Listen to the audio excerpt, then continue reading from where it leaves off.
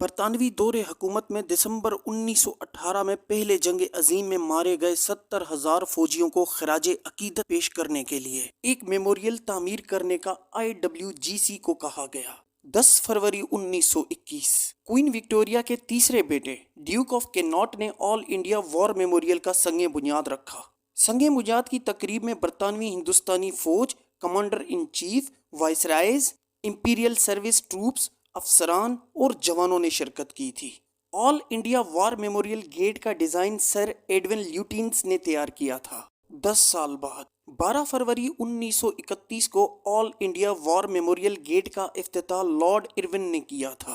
آل India War Memorial get کی دیواروں پر پہلی جنگ عظیم اور افغان جنگ میں اپنی جان دینے والے ہندوستانی فوجیوں کے نام لکھے ہوئے ہیں۔ ابتدا میں اسے آل انڈیا وار میموریل گیٹ کہا جاتا تھا اور اب اسے انڈیا گیٹ کے نام سے جانا جاتا ہے۔ تو دوستو، انڈیا گیٹ کی ہسٹری کے حوالے سے ویڈیو کیسے لگی آپ کو کمنٹس باکس میں ضرور بتائیے گا۔ شکریہ۔